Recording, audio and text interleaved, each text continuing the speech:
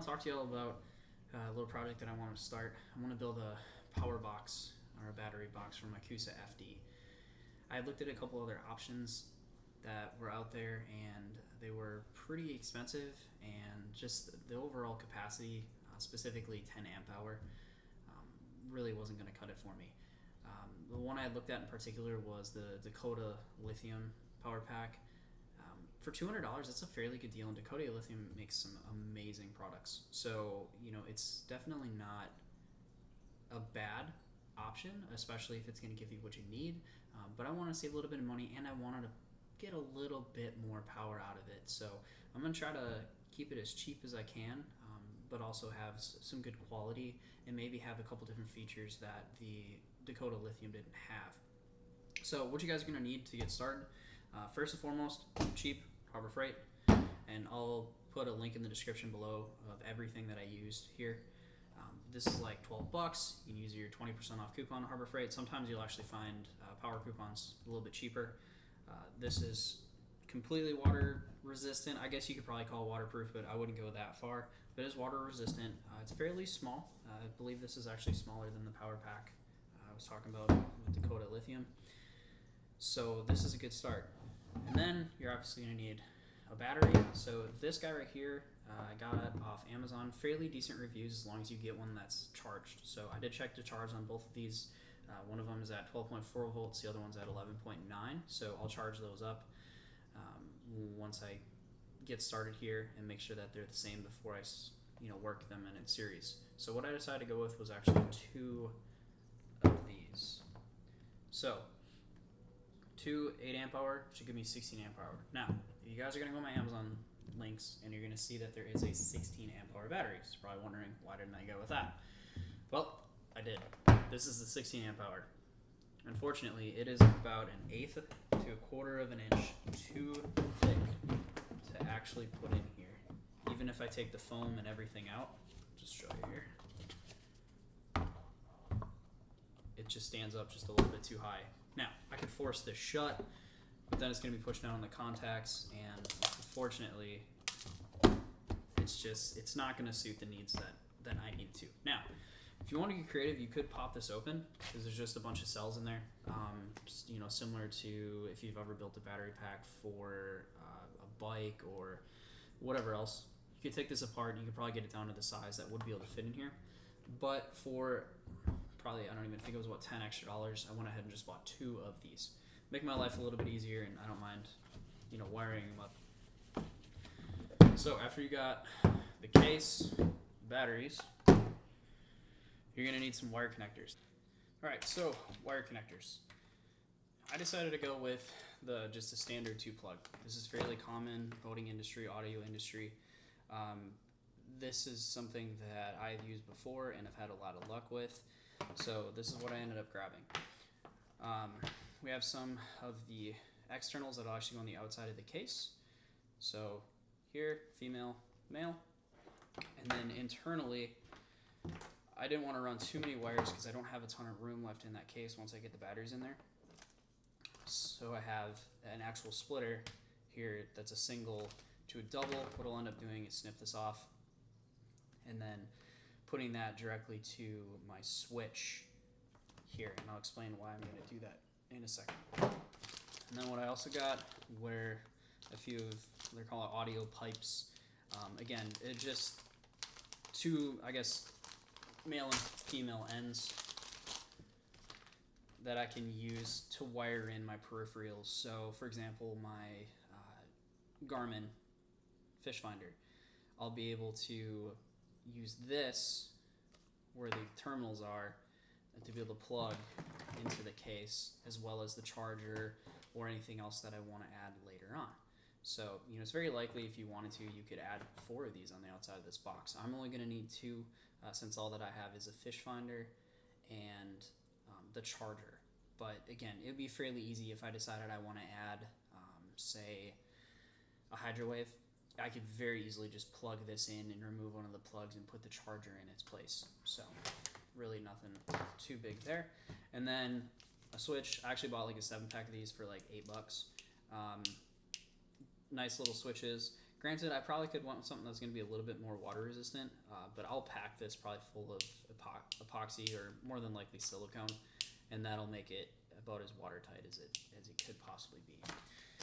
Last but not least, this is something that you definitely do not need, but I went ahead and got one anyways. It is a little 12 volt USB charger, but it also has a voltmeter in there as well. Now, don't necessarily need the voltmeter, but it was the same price to go in with the voltmeter. The reason why I say you probably don't need it is because most of the time when you're using this, you're going to have your fish finder on, so you're going to know what the volts are there. So whether you want to clean up the screen on your fish finder, or if you wanted to take this out, whether you go camping, take it out of your boat, use this to charge your phones, you can kind of see where your batteries are at. And then you're obviously going to need some connectors. Cheap kit from Harbor Freight that'll have pretty much all the terminal connectors that you're going to need, as well as some wire splits for combining the wires and whatnot. Now, what I'm probably going to do is solder instead. I don't plan on ever doing something else with this, so I'm just going to solder and use shrink tubing. Buy a big pack of this for just next to a couple bucks on Amazon. So I'm going to go ahead, get started on building this, and I'll kind of probably throw together a montage to sort of see how that goes, and I'll finish it. I'll come back, talk to you guys about the finished product, what I learned, what I might do differently, and then if you guys have any questions, feel free to post it in the video, and I'll be happy to answer them. All right, so before I start the time lapse on this, I know I said montage earlier, but I can't really do a cool montage when I'm the only one filming, so I'll just do a hyperlapse with my GoPro here. I want to show you guys exactly what I did here as far as drilling the holes, getting the case ready. So I went ahead, I used Forcer bits for everything. Now, you don't have to use a Forcer bit, you could use a normal drill bit, you could use a normal drill bit and Dremel it, or you could just use a standard circle cut bit. So don't expect everybody to have those bits. So I did 1.25 inches for the voltmeter, so that guy will go right in here. And then I did 3/4 inch for the switch that I'll put here. I might have to actually give that a little bit of dremeling out since it is a fairly tight fit, but we'll see. And then I also did 3/4 inch for the plugs. Now, you don't have to set it up this exact way. You can do however you want based on how you're actually going to place this in your kayak. They're lithium polymer batteries. You don't have to put them in a particular orientation. They can go wherever. In my situation, it's going to be sitting in my kayak just like this because I have a huge hull storage area. So it'll be sitting in there just like that. I'll have access to the switch, the plugs, everything just by popping my front hatch and lifting out the tray. Now, if you're putting it this way, there's room to put stuff here. You could even replace this pressure plug if you didn't need it. Put the switch there, have the outlets here, however you want to do it. Now, I do want to say one thing.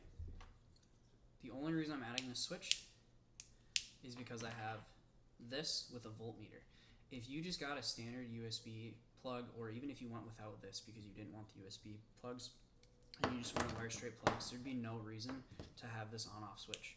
I did a little bit of research, and one of the guys that purchases on Amazon did do a test on this, and it does have a fairly decent power draw. So if it's a situation where you're going to be leaving your batteries, you're going to charge them and then leave them for a while, you're going to want to put a switch on there. In my case, when I'm fishing tournaments, multi-day tournaments, whatever, I might be camping out, I'm just going to go in, stick my hand on there, flip this off, and then before I start the next day, flip it back on. So, because I obviously don't need to worry about this. So, I just want to cover that, make sure that was clear. If you wanted to go super basic on this, 2 of these, wire them in, and away you go. So, alright, I'm going to go ahead and get started building on this.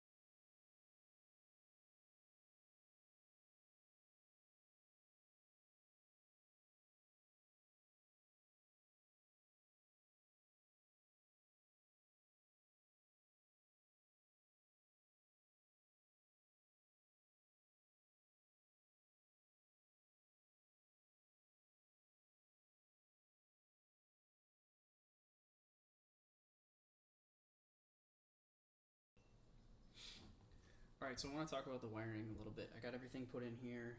Everything for right now is hot glued. I figured that was the easiest way to make it semi-water resistant, but also keep everything in place.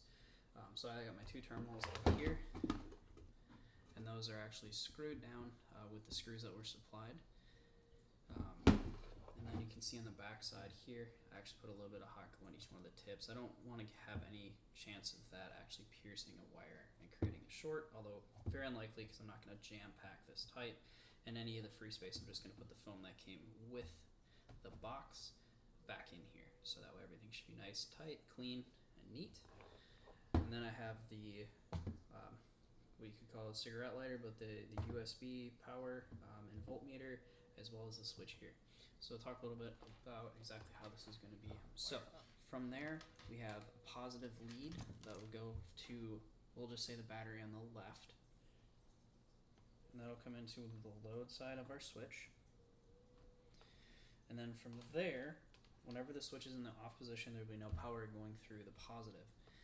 Once you flip that switch on, I have this terminal here. Now the power will run through the positive to a fuse that runs to the splitter, going to the two outputs here for my power, as well as another wire with a small inline fuse that will go to my USB power / voltmeter. So quick, easy, painless. As for the negative side, I really just simply hook this up to one of, really doesn't matter. One of these up to the battery, and then these two respectively, one will go to the switch. The only reason that I need a ground wire or a negative terminal for the switch is for the LED. Again, if you have a switch that doesn't have an LED built into it, as far as like an on-off indicator, then you don't have to worry about this. Honestly, I don't have to worry about this, but I want it anyways. Cool little green light so I know that it's on. So that guy will go right there. And then this guy will go here again, just so that the voltmeter can both display and test the voltage of the batteries. And that's pretty much it. So I have some wire looming that I will use to kind of clean this up. I'd say that if I were to do this again, I might actually cut some of these shorter. I hate splicing and crimping and soldering and all that other stuff. It's not like a super big hobby of mine. So I figure I have plenty of room in the front of the box. These don't really hang down much past the lid, except this one, but this one actually fits perfectly between the two batteries. So I got lucky on that one. But I should have plenty of room to tuck these wires in here. And then if I ever have to do maintenance or I want to make changes, I have the accessibility to do so with all these extra wires. But that's pretty much it. I mean, it's simple, right? It's simple. It's cheap. The batteries themselves are by and far the most expensive part at about $40 for the two batteries.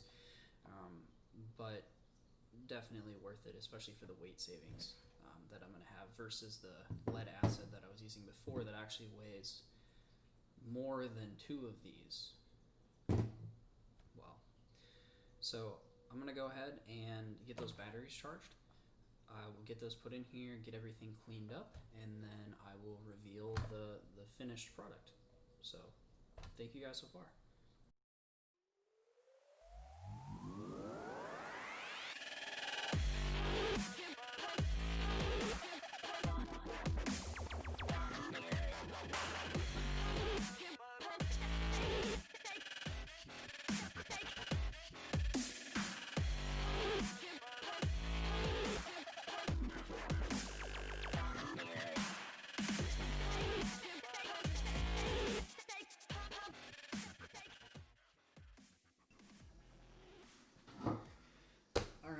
So it's finished up.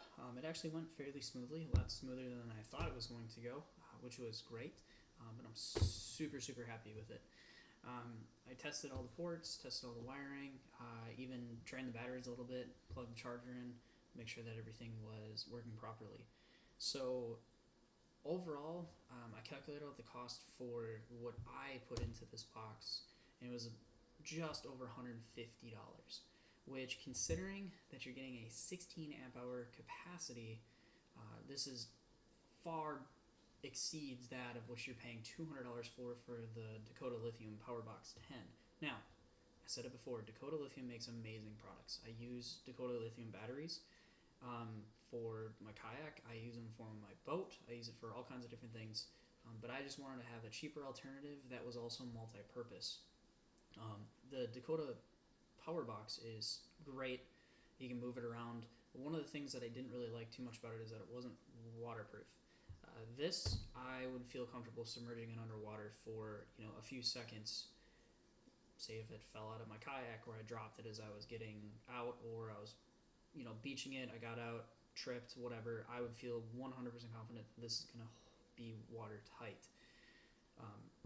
Because it's made out of a knockoff Pelican case, it's extremely durable, it's rugged. I've dropped it a couple times just to make sure that the Velcro that I used holding the batteries in place here is actually sufficient. So I packed everything pretty tight in here.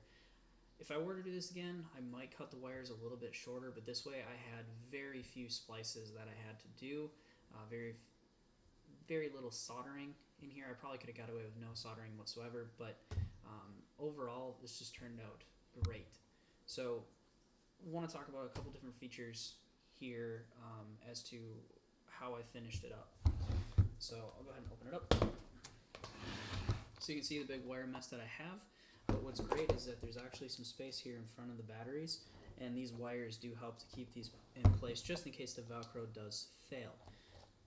The USB voltmeter is up here. That actually fits perfectly between the batteries. I know that I mentioned that before. And just everything, it looks like a mess, but it's very, very clean. It's very easy to get in here and service if I need to. Everything can be unplugged, removed from the batteries, whatever it might be. If I need to take the wires out, swap it out, add 2 more ports if I wanted to, I could certainly do that. But overall 2 is exactly what I need. So again, these batteries are connected in parallel.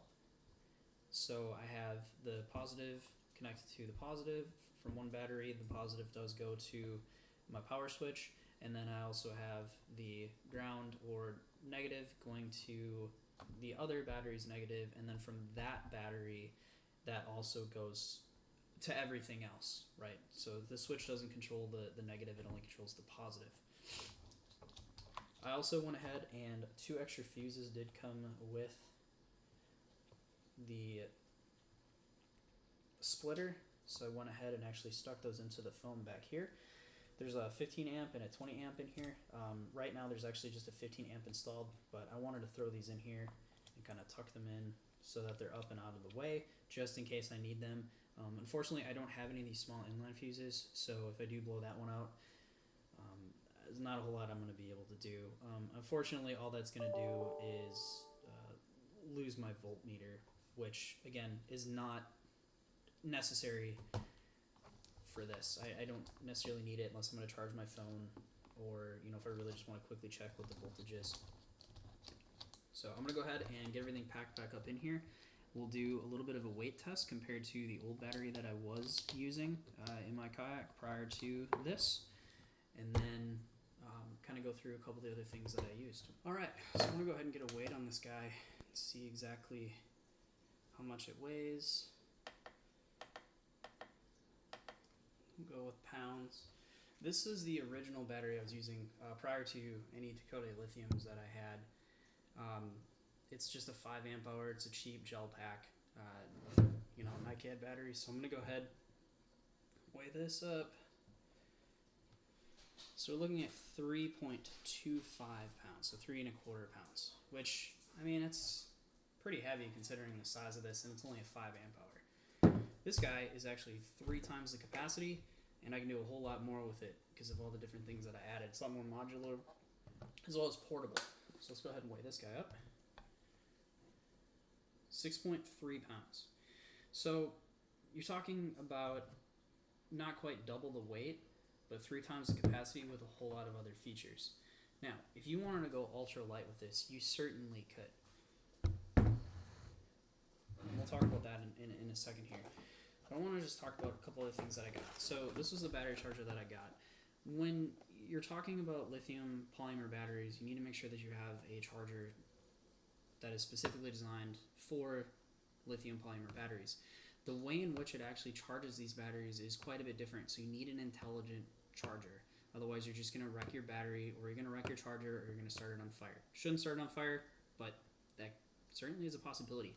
So I just went with a fairly cheap charger. I mean, there were certainly cheaper ones, but this is a 2 amp, so it is able to pretty much charge these. If I deplete them down all the way, it'll charge it overnight, which is really what I need during those 2-day tournaments.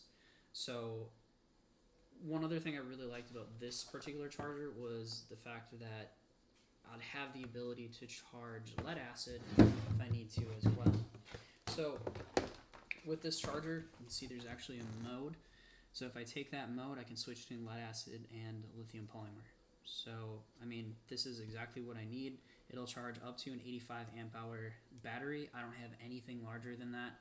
And the things that I do have, like my boat, I already have, a trickle charger on there. So I don't necessarily need that for this. The other thing I really liked is that all of the adapters for this are based on that 2-pin. That's exactly what this case uses. So it does come with some alligator clips that you can use, that I would use to charge this battery. And then it also comes with 2 permanent adapters with the screw plugs. But I'm not going to use those, but I have them anyways in the future. So when I go to charge this, all I'm going to do is plug this guy into the wall. I'm going to make sure that it's set on lithium polymer. This is plenty long. I'd probably be able to just run this right to the wall. I have an outlet fairly close to where I store my kayak. I'd be able to just reach in there, plug this guy in, and then I'd be charging up. There we go. And then obviously I'd have to flip the switch, right? Because the switch is the only thing that controls power going in and out of these ports. I did test this. It worked perfectly. These batteries were charged last night and left for about the last 12 hours without a charge. And they're sitting at 13.4 volts, which for lithium is good. But that's pretty much all I have to say about this. Let me go ahead and cover some of the price points here. And that way, if you guys are looking to build your own, you can kind of fit it within a budget or start saving up to build such a thing. So let me go ahead and get that pulled up. All right, so price point wise, what this cost me to do was about $150.86 in total.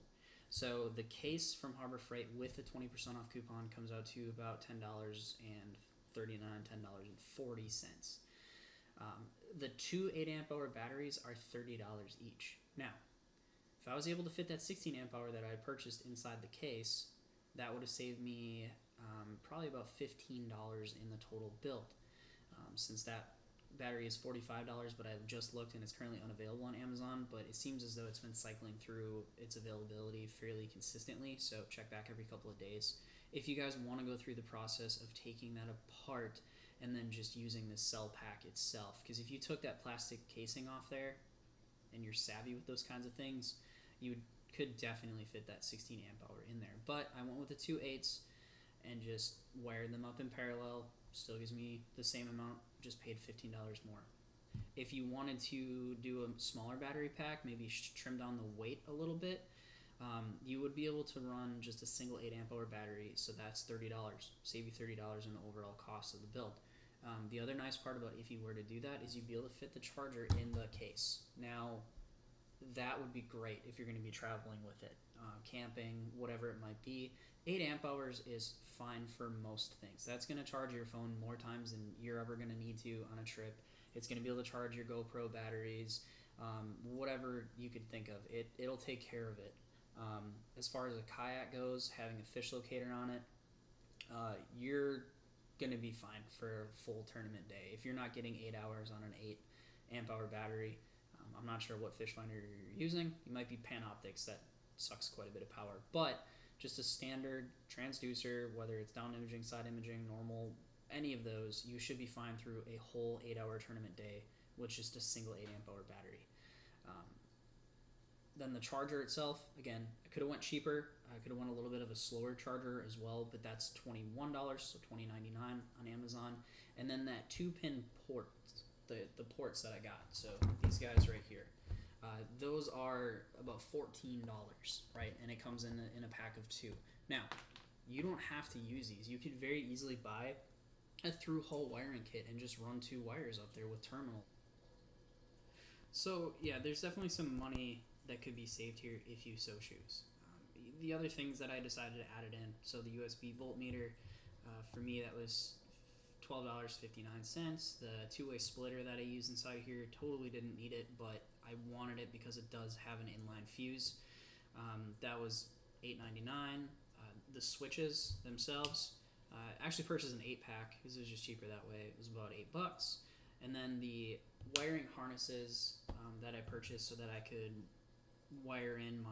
put those plugs on my fish locator or anything else I decide to put on or use. Those were $16. So, and that was a 5-pack. Pretty well worth it. So, again, if you want to go with this box, 16 amp hour, but cheaper, you can build it right around $100, which is half the price of the Power Pack 10. If you wanted to go with an 8 amp hour and really just get just the bare minimum in this case, you'd be able to do that for right around $70. So that's phenomenally valuable for just about anyone. But I think that adding in that extra battery, considering the fact that everything fits in this case just about perfectly, is absolutely worth it. So go ahead and leave me a comment if you guys like this video. If you have any questions about how I did this, why I decided to do it this way, even if you have any recommendations. I am no expert by any means. This is just an idea that I had, and I just sort of ran with it, trying to utilize the things that I had available to me. Please let me know. I'm always willing to take constructive feedback, constructive criticism, whatever it might be, so that I can make these things and do these things better. I'll go ahead and I'll post a link to all the things I purchased down in the description. Just be aware that these batteries, just looking at the size of them, are just about the perfect size for this. So if you find something else that is a little bit bigger, it's not going to fit. This thing is jam-packed with those batteries and the wires. So another thing, if anybody is interested in me building one of these for them, please let me know. It is not difficult, but I do understand a lot of people are busy. Some people are not comfortable with working with things like this, and that's totally fine. So if you are interested in me building one, let me know. I can see about how many people would like one, and maybe I can, buy some things in bulk and bring the price down and maybe get these out to you guys for, about what it cost me to build them. I'm not out to make money here. I just want to help people and really just kind of bring them convenience with things like this. So let me know. I'll be happy to help in any way that I can for anybody who wants to build one, or if you don't want to build one, I will be happy to build one for you. So I'm going to go ahead and get this tested on the water hopefully this weekend. I'm going to stick this there in the hull storage, plug it in, and see if I can get this thing to run for 8 hours and see where the voltage is at. So thank you everybody for watching. Thank you all for your support.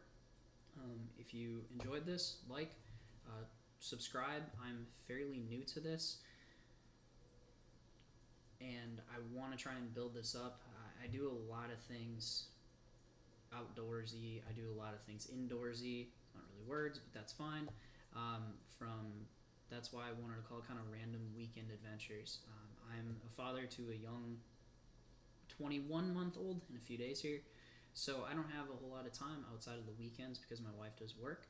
So that's when I go on my adventures and try to cram as much stuff as I can in. So I want to take this opportunity to film and share that with people, and hopefully get other people interested in some of the other things that I do.